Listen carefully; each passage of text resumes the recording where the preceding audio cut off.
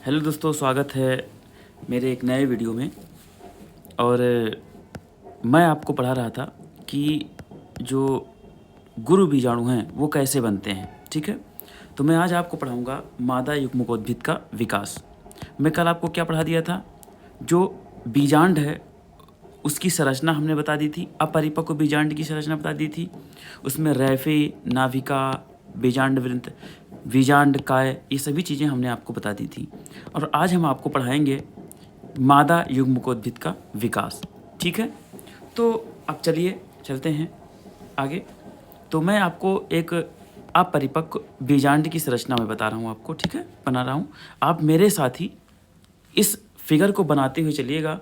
और जैसे जैसे मैं फिगर बनाऊंगा आपको हर चीज़ क्लियर होती जाएगी। ठीक है, अगर आपसे पूछे कि मादा युग्मकोद्भिद का विकास का वर्णन कीजिए तो इस चित्र को बना दीजिए। इस चित्र के बाद थोड़ा सा 2-3 लाइन लिख दीजिए और कुछ करने की ही ज़रूरत नहीं पड़ेगी। ठीक है, तो चलिए बनाते हैं और आपको चित्र के माध्यम से समझाते हैं। ठीक है, चलिए पहले इसको बनाइए। सॉरी,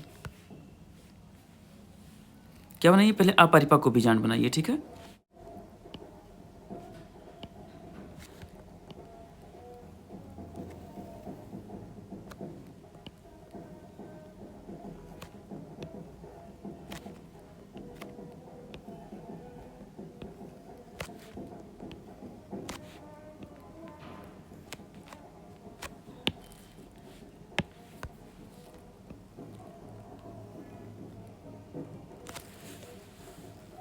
मैं बताया था आपको कि ये क्या है।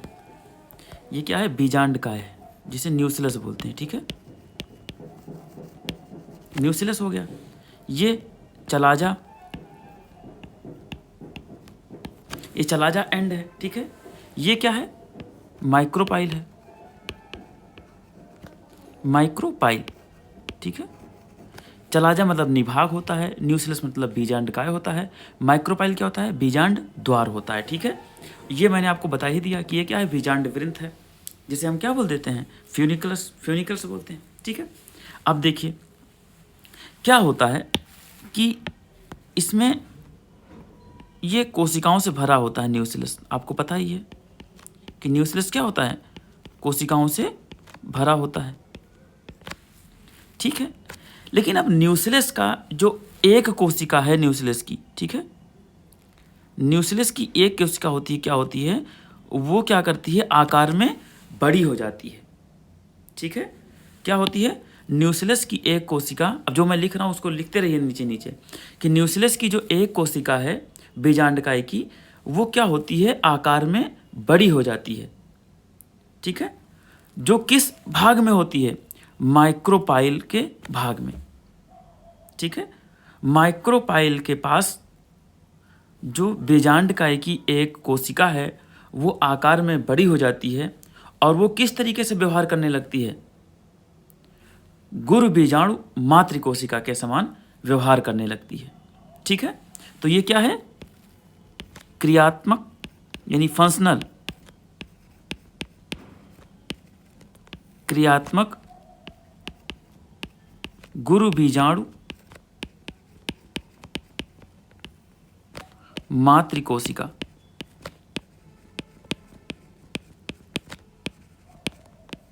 ठीक है, functional, FUNCTIONAL, functional megaspore mother cell. ठीक है, इसको हम बोल देते हैं MMC।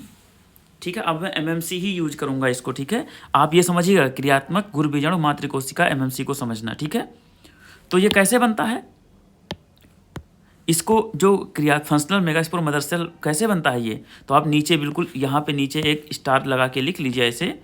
ठीक है, कि बीजांडकाय की एक कोशिका जो माइक्रोपाइल या बीजांड द्वार के पास पाई जाती है वो आकार में बड़ी होती है, आकार में बड़ी होती है और क्रियात्मक बीजाणु मातृ कोशिका के रूप में, क्रियात्मक गुरु बीजाणु मातृ कोशिका के रूप में व्यवहार करने लगती है। ठीक है।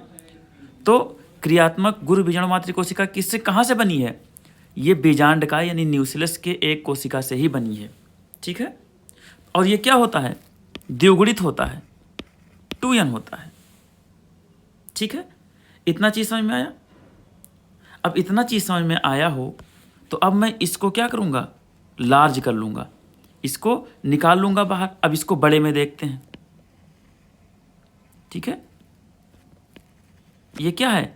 MMC यानी कि फंक्शनल मेगास्पोर मदर सेल। ये कहाँ से निकाले हैं हम? आपको दिखाने के लिए, लेकिन ये चीज़ सिर्फ बीजांड में ही सब चीज़ हो रहा है, लेकिन मैं दिखाया, इसको अलग करके दिखा दिया है ताकि आपको अच्छे से समझ में आए, ठीक है। अब MMC में क्या होता है?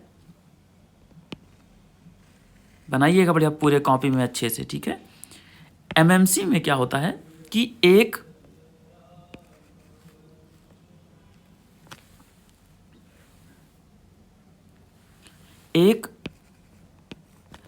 अर्धसूत्री विभाजन होता है, अर्धसूत्री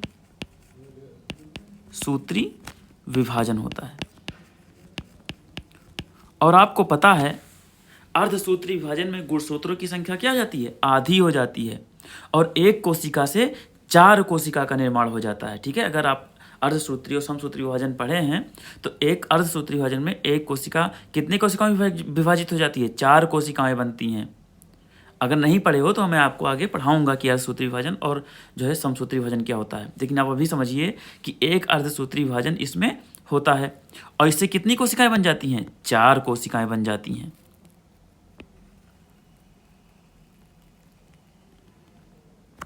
ठीक है। 1 2 3 और 4, ठीक है। समझ में आ गया? इसको हम क्या बोल देते हैं? गुरु बीजाणु चतुष्क। जिस तरीके से लघु बीजाणु चतुष्क बना था उसी तरीके से क्या बना है? गुरु बीजाणु चतुष्क।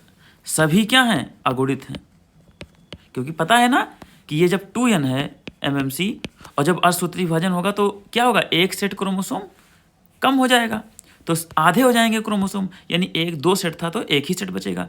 सभी अगुणित, ठीक है, या n हो जाएंगे, ठीक है। तो अब कोई पूछे कि गुरु बीजाणु मातृ कोशिका में कितने क्रोमोसोम पाए जाते हैं?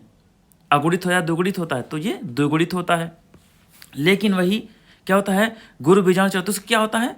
वो अगुणित होता है। गुरु बीजाणु अगुणित होता है, ठीक है।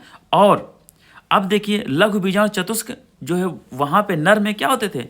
अलग अलग प्रकार के पाए जाते थे, लेकिन यहाँ पे सिर्फ रेखीय प्रकार का होगा, ठीक है। सिर्फ क्या होगा? रेखीय व्यवस्था में पाए जाते हैं, लीनियर,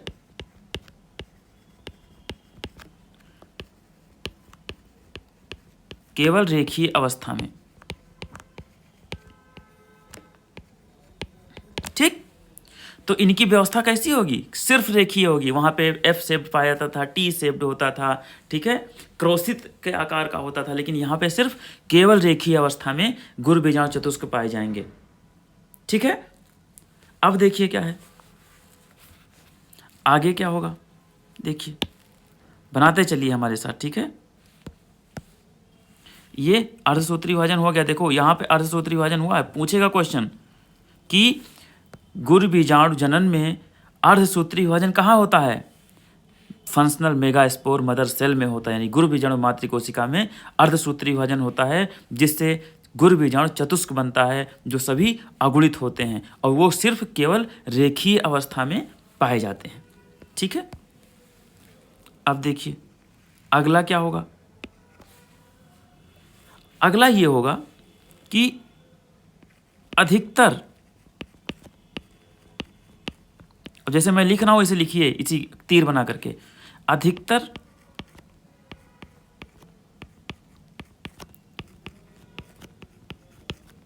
आवृत्तबीजी पौधों में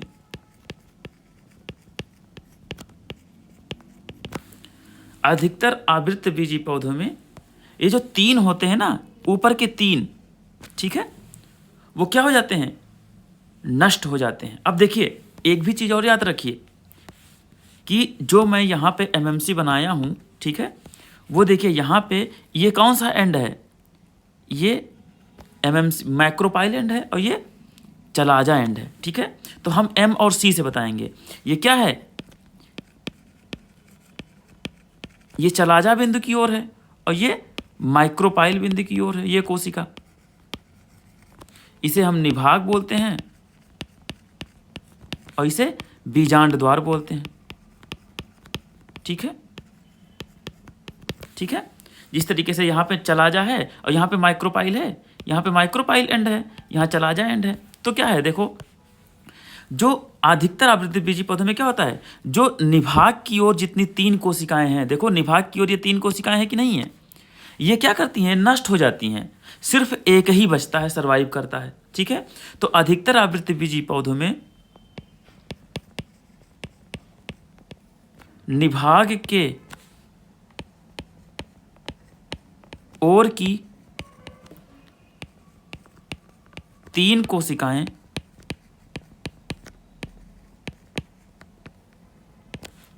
नष्ट हो जाती हैं, ठीक है। ये जो निभाग के आसपास जो कोशिकाएं पाई जाती हैं, निभाग की ओर जो पाई जाती हैं कोशिकाएं, वो ऊपर की 3 कोशिकाएं क्या होती हैं, नष्ट हो जाती हैं। सिर्फ बीजांड द्वार की ओर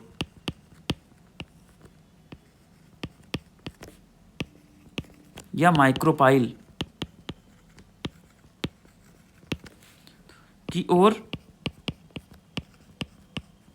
पाई जाने वाली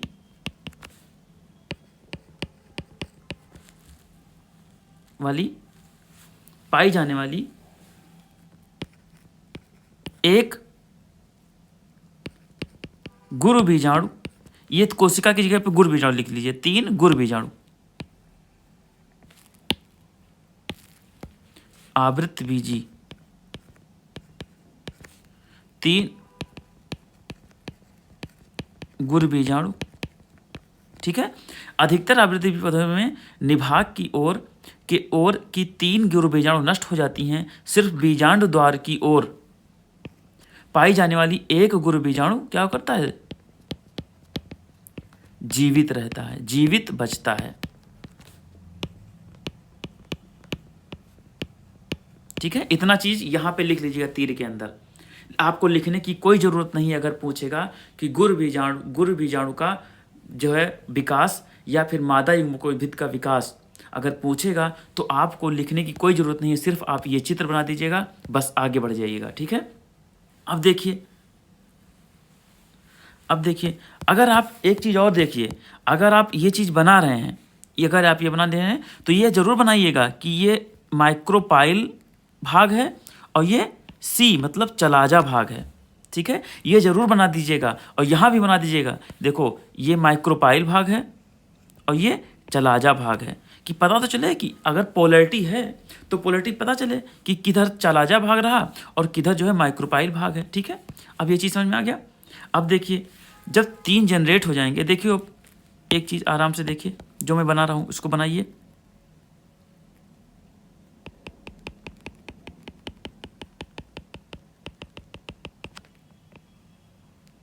देखिए एक बीजाणु बचा है, जीवित है, और देखिए 3 नष्ट हो जा रहे हैं, ठीक है। 3 नष्ट हो गए तो इसको लिखा दो, लिख भी दो, ठीक है।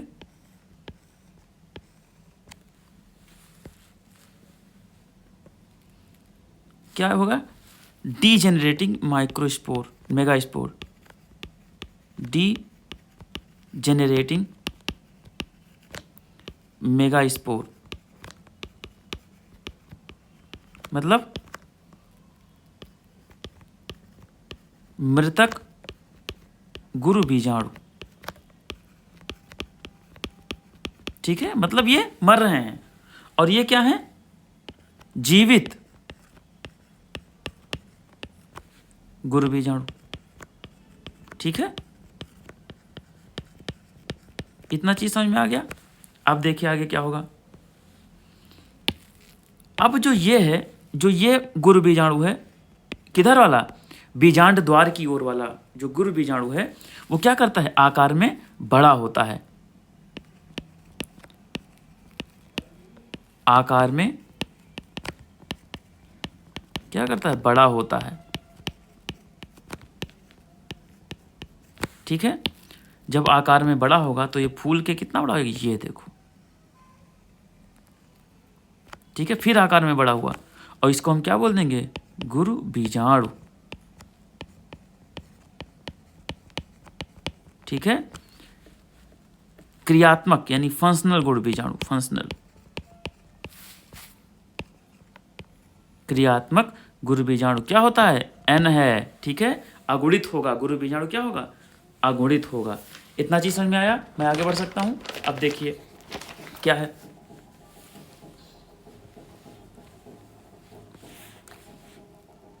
अब देखिए यही लिखिए। अब देखिए ये क्या करता है, कोई भी कोशिका विभाजन होता है, आप समझ लीजिए, पहले इधर समझिए फिर उसको लिखिएगा मत। ठीक है, इधर एक नोट बना के लिख लीजिए, नोट। ठीक है, कोशिका विभाजन जब होता है तो पहले क्या होता है, पहले होता है, क्या होता है, पहले होता है कैरियोकाइनेसिस, मतलब केंद्रक का विभाजन होता है।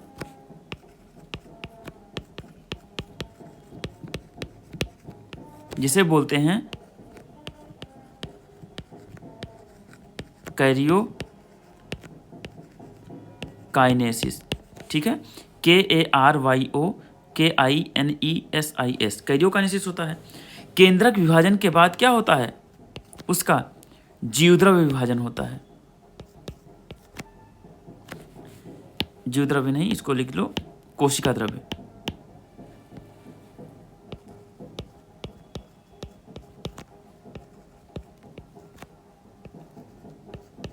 कोशिका द्रव्य विभाजन।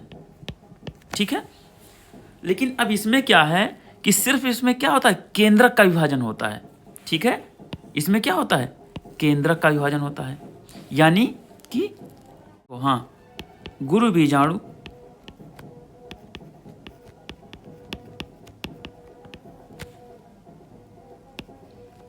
केंद्रक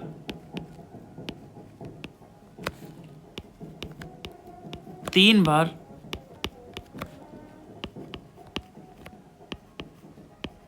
समसूत्री विभाजन करता है। अब आपको पता है समसूत्री विभाजन में क्या होता है, क्रोमोसोम की संख्या उतनी ही रहती है, यानी यन है तो यन ही रहेगी। और जब 3 बार समसूत्री विभाजन करेगा तो देखिए कैसा होता है, ध्यान से देखिए।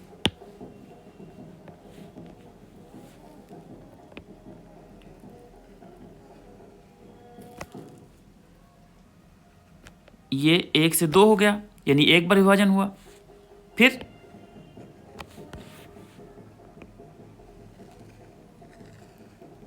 2 से कितना हो जाएगा, 4 हो जाएगा, यानी दूसरा विभाजन हो गया। यानी ठीक है, 1 से 2, 2 से 4 और तीसरे विभाजन में होगा 4 से, तीसरे विभाजन में क्या हो जाएगा, 4 से 8, 1 2 3 4 5 6 7 8, इतनी समझ में आ गया। देखो 1 बार विभाजन हुआ, पहली बार विभाजन हो गया, दूसरी बार विभाजन हुआ और तीसरी बार जब विभाजन हुआ तो क्या हो गया, 8 केंद्रक का निर्माण हो गया। ठीक है, अब क्या हो गया, अब देखो 8 केंद्रक का निर्माण हो गया। अब देखो इसमें से क्या होगा, 8 केंद्रक है। ठीक है, 8 लिखो हमारे साथ, 8 केंद्रक में से 3 केंद्रक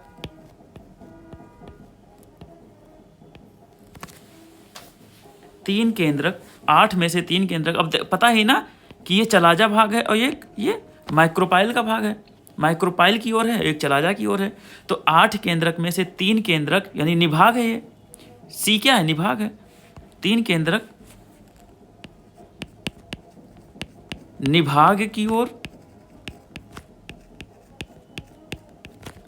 तथा 3 केंद्रक बीजांड की ओर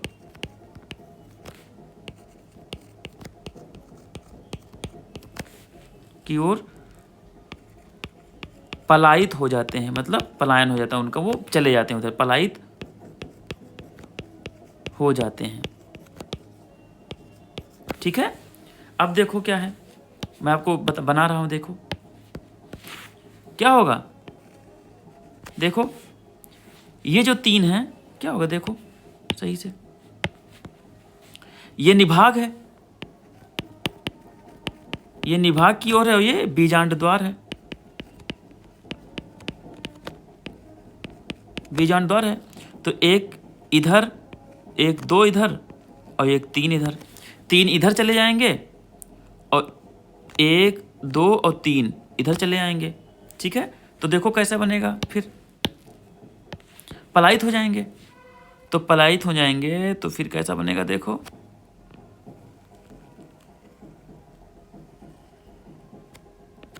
ठीक है।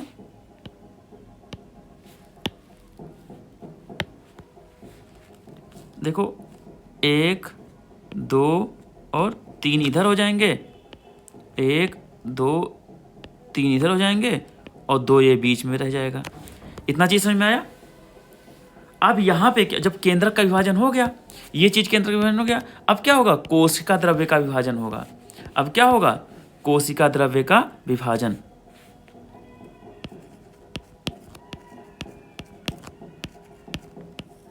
कोशिका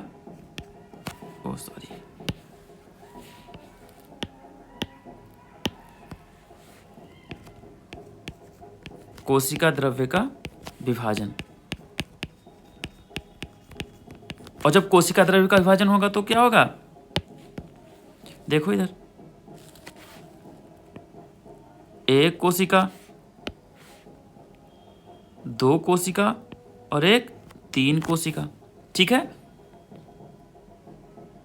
1 कोशिका और 2 कोशिका, और ये इसको बड़े में बनाइएगा, ठीक है, 3 कोशिका।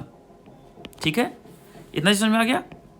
और यहाँ पे जो बीच में है उसका कोशिका का विभाजन नहीं होगा। ठीक है, वहाँ पे क्या होगा, कोशिका का विभाजन नहीं होगा, सिर्फ केंद्रक का विभाजन होता है। ठीक है, और यहाँ पे सब न्यूक्लियस भरे होंगे। ठीक है,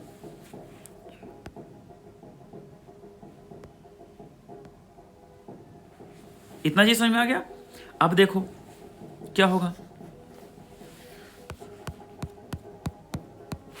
ठीक है, इतना चीज समझ में आ गया, कोशिका द्रव्य का विभाजन हो गया। अब देखो ये आपका बन गया मादा युग्मकोद्भिद। ठीक है, इसी को हम क्या बोलते हैं, भ्रूण कोश, एम्ब्रियो सैक बोल देते हैं। इसी को क्या बोल देते हैं, एम्ब्रियो सैक। इस जो संरचना जो बनी है उसे हम क्या बोल देते हैं, भ्रूण कोश या एम्ब्रियो सैक।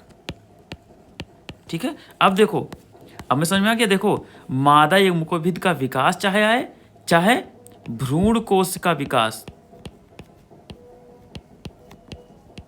भ्रूण कोश का विकास आए, आपको शुरुआत यहीं से करना है। ठीक है, चाहे मादा युग्मकोद्भिद का विकास आ जाए, चाहे भ्रूण कोश का विकास आ जाए, आपको शुरुआत यहीं से करना है। भ्रूण कोश को ही क्या बोलते हैं, मादा युग्मकोद्भिद बोलते हैं। और आपको पता है कि भ्रूण कोश को मादा युग्मकोद्भिद क्यों बोलते हैं, क्योंकि भ्रूण कोश मादा युग्मक को जन्म देती है। तो कैसे मादा युग्मक को जन्म देती है, अब देखो, अब इसको हम देखते हैं, नामांकन कर देते हैं। ठीक है, अब देखो नामांकन करते हैं।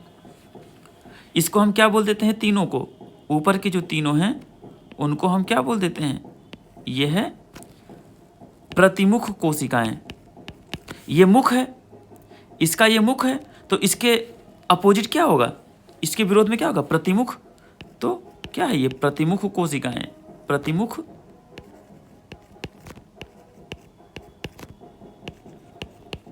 कोशिकाएं। ठीक, यहां इधर नीचे देखो आप, ये क्या है, सिनर्जिड्स, इसे बोलते हैं antipodal cells, ANTI, antipodal cells. ठीक है, एंटीपोडल सेल्स बोल देते हैं इसको। देखो क्या बोलते हैं, सिनर्जिड्स। देखो बीच में क्या है, ये बीच हम मैं अलग इसको कलर से कर दे रहा हूं। ठीक है,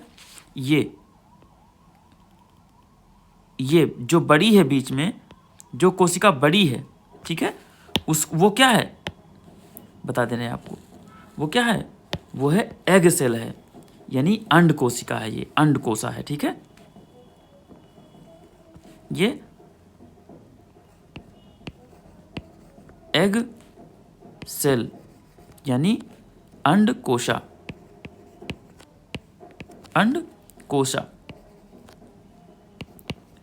अंड कोशिका को ही क्या बोलते हैं हम, मादा युग्मक बोलते हैं। ठीक है, मादा युग्मक बोलते हैं। समझ में आया। अब देखो जो इसके दो आसपास हैं, अगल बगल हैं, उनको हम क्या बोल देते हैं, सिनर्जिड बोल देते हैं, सिनर्जिड, SYNERGIDS,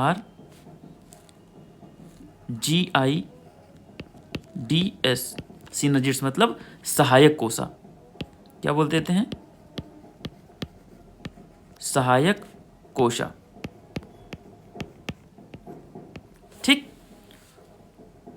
ठीक है, अब देखो सिनर्जिड्स और सहायक कोशा दोनों जब मिलते हैं, इन्हीं दोनों को क्या बोल देते हैं, क्या एग अपैरेटस।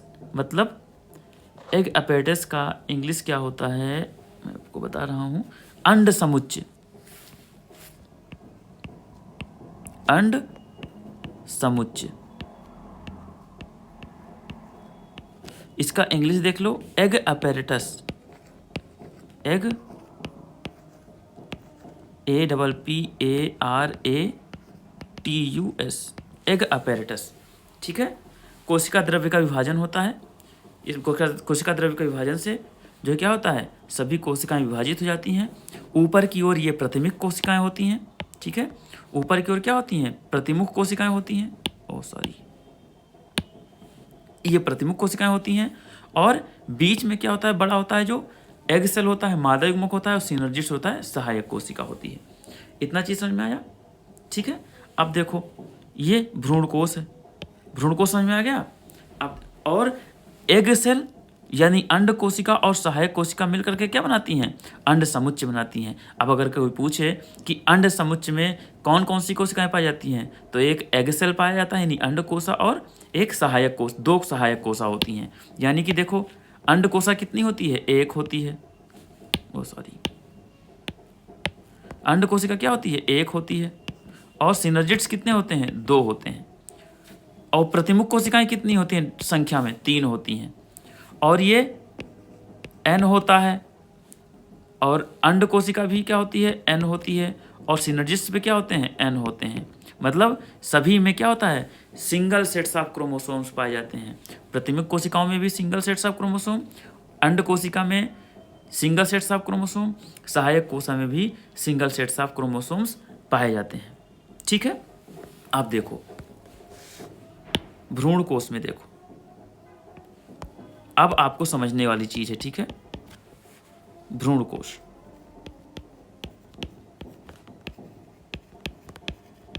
भ्रूण कोश। ठीक है, अब भ्रूण कोश में पूछता है कभी कभी कि पॉलीगोनम,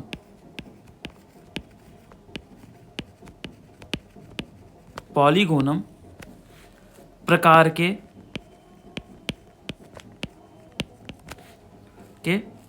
भ्रूण कोश में कितनी कोशिकाएं और कितने केंद्रक पाए जाते हैं। समझ में आ गया। तो अब देखो क्या होता है,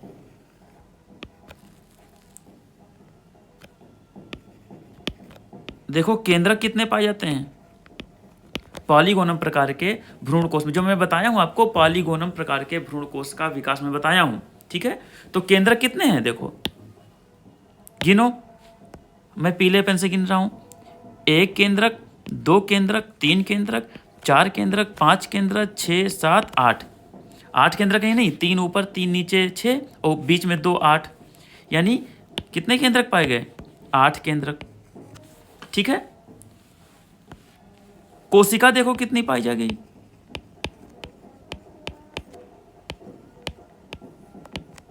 कोशिका कितनी पाई गई देखो। केंद्रक तो हो गया कितने, केंद्रक तो 8 हो गए, केंद्रक कितने हो गए 8 हो गए। बैटरी जा रही, थोड़ा सा बैटरी लगा दें, ठीक है। केंद्रक 8 हो गए और कोशिका कितनी पाई गई देखो, गिनो। ये देखो एक ये भ्रूण कोश है, देखो 1 कोशिका, 2 कोशिका, 3 कोशिका, 4 कोशिका, 5 कोशिका, 6 कोशिका, 6 कोशिका हो गई। 3 ये 6 और एक जो ये बड़ी वाली है ऊपर देखो, गिनो बड़ी वाली है कि नहीं है, ये बड़ी वाली जो मैं बना रहा हूँ देखो, ये 6, 1, 7, तो 3 ये हो गया और 3 ये हो गया और एक बड़ी वाली हो गई, तो टोटल कितना हो गया 7। इतना चीज़ समझ में आया, यानी कि कितना हो गए पॉलीगोनम प्रकार के भ्रूण कोश में 8 केंद्रक और 7 कोशिका पाई जाती है। इतना चीज़ समझ में आया, इतना चीज़ समझ में आया कि नहीं आया। आप देखो क्या है, तो अब क्या बताओगे, चलो आप बताओ क्या बताओगे। पॉलीगोनम प्रकार के भ्रूण कोश में क्या होती है, ये देखो, ये बताओ कि जो हमारा जो भ्रूणकोश बना है वो कितने बीजाणु से बना है। एक ही बीजाणु से तो बना है, 3 तो नष्ट हो गए, ये देखो 3 नष्ट हो गए कि नहीं नष्ट हो गए, तो बचा कितना 1, तो यानी कि एक बीजाणु से, यानी मोनोस्पोरिक क्या है, पॉलीगोनम प्रकार के भ्रूणकोश क्या है मोनोस्पोरिक होता है, यानी एक बीजाणु से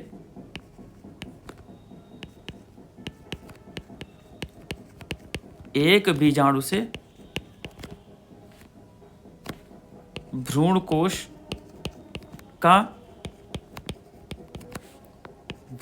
की उत्पत्ति हुई, ठीक है। एक बीजाणु से भ्रूणकोश की उत्पत्ति होगी तो उसको क्या बोलेंगे मोनोस्पोरिक एम्ब्रियोसैक, ठीक है, मोनोस्पोरिक एम्ब्रियोसैक है। और कितने न्यूक्लियस हैं उसके अंदर, केंद्रिका कितनी है 8 केंद्रिका, 8 केंद्रकीय, मतलब 8 न्यूक्लिएटेड, 8 न्यूक्लिएटेड और 7 कोशिकीय, 7 कोशिकीय, ठीक है, 7 सेल्ड, ठीक है। तो अब कोई पूछे कि पॉलीगोनम प्रकार के भ्रूणकोश कैसे होते हैं, तो वो मोनोस्पोरिक होते हैं, 8 न्यूक्लिएटेड होते हैं और 7 सेल्ड होते हैं। मतलब एक बीजाणु से भ्रूणकोश की उत्पत्ति होती है, 8 केंद्रकीय और 7 कोशिकीय भ्रूणकोश पॉलीगोनम प्रकार के भ्रूणकोश में पाए जाते हैं। इतना चीज़ समझ में आया। अब इतना चीज़ समझ में आ गया हो तो आप देखिए कि मैंने आपको बताया कि मादा युग्मकोद्भिद का विकास या भ्रूणकोश का विकास कैसे होता है, मादा भ्रूणकोश का। तो आपको कुछ नहीं लिखना है, सिर्फ यहाँ से शुरू करिए और यहाँ तक जितना जितना मैं लिखा हूँ यहाँ तक बना दीजिए और आपका मादा भ्रूणकोश, मादा युग्मकोद्भिद का विकास संपन्न हो जाएगा। अब देखिए एक चीज़ मैं आपको और सिर्फ बता दे रहा हूँ, थोड़ा सा ध्यान रखिए कि मैं आपको बता रहा हूँ कि परिपक्व, आप परिपक्व मैंने बताया था ना, अब परिपक्व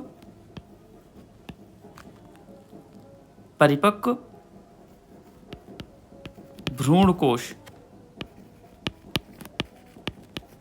या मादा युग्मकोद्भिद का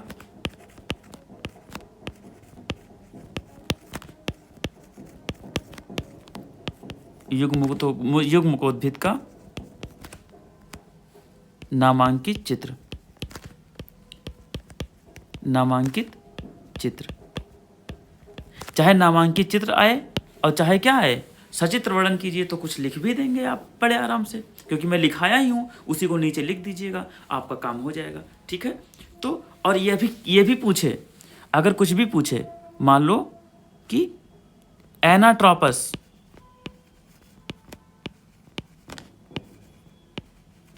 एनाट्रोपस ओव्यूल यानी बीजांड, एनाट्रोपस बीजांड का नामांकित चित्र बनाइए, तो जो मैं बता रहा हूं उसी को बना दीजिएगा। ठीक है, देखिए बनाइए आराम से।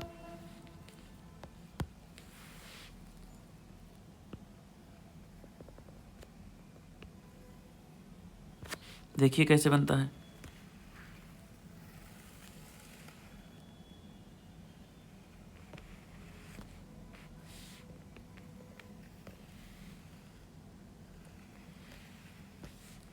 ठीक है,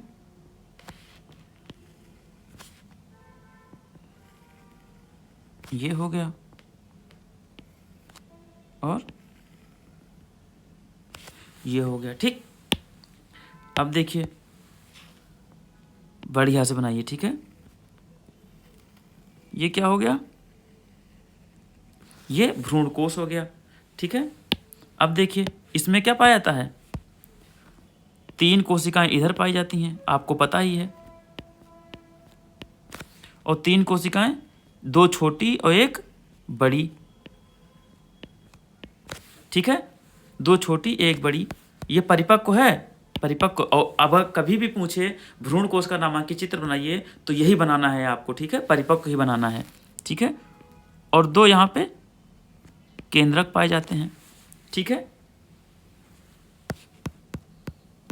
देखो इसमें भी आप लिख लीजिए। देखिए इसको क्या बोलते हैं, पोलर न्यूक्लियाई बोलते हैं इसको, पोलर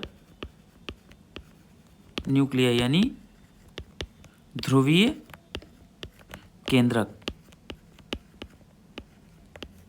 ठीक है, ये भी एन ही होते हैं। ठीक है, ठीक है, ये हो गया, पोलर न्यूक्लियाई हो गया, ये आपका बन गया। ठीक है, अब आपको पता ही है, मैंने आपको हर चीज़ बता दिया है। ये क्या होता है, चलाजा होता है। ठीक है, ये क्या होता है, ये क्या है, क्या है, एंटीपोडल सेल्स होती हैं। अब आप हिंदी जो है, जो मैं बताया हूँ अभी, उसी से नोट कर लीजिएगा। एंटीपोडल सेल्स प्रतिमुख कोशिकाएं हो गई। ये क्या है, ये क्या है, पोलर न्यूक्लियाई यानी ध्रुवीय केंद्रक। मैं बोले दे रहा हूँ, आप लिख लीजिएगा। ठीक है, पोलर न्यूक्लियाई ध्रुवीय केंद्रक। ये बड़ा वाला क्या है, एग सेल है, अंडकोशा है।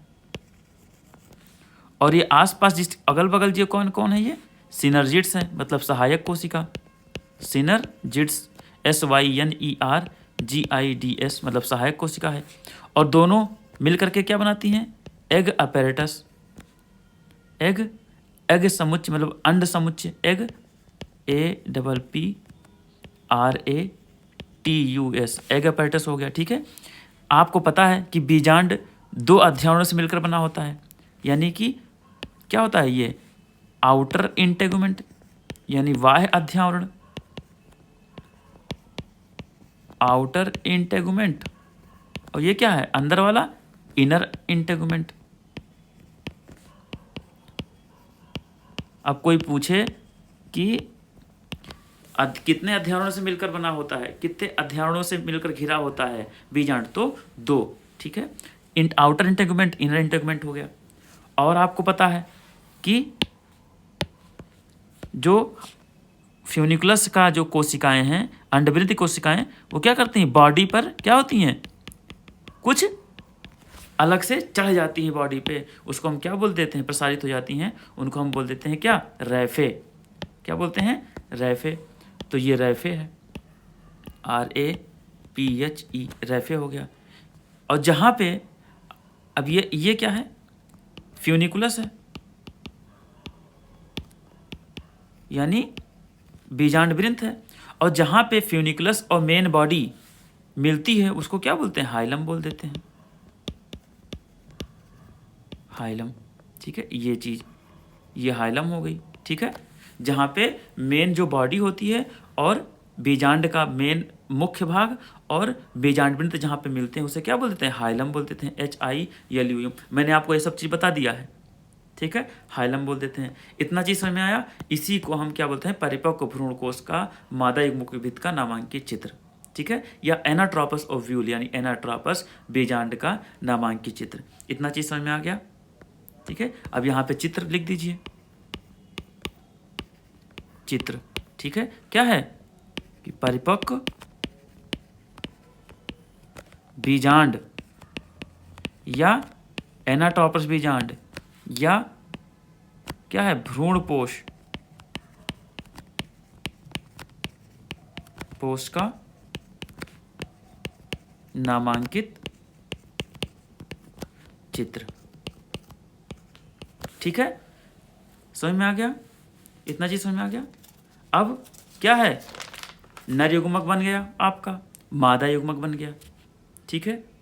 अब हम आगे जो चैप्टर में मैं आपको पढ़ाऊंगा क्या? परागण, कैसे नर युग्मक मादा युग्मक के पास पहुंचता है और निषेचन होता है। तो नर युग्मक का मादा युग्मक के पास पहुंचेगा तभी तो निषेचन होगा। तो नर युग्मक मादा युग्मक के पास पहुंचता कैसे है, उसको मैं अगले में आपके वीडियो में बताऊंगा, ठीक है। तो धन्यवाद। अगर आपको लेक्चर अच्छा लगा हो तो लाइक, सब्सक्राइब करिए और शेयर करना ना भूलिए। Thank you.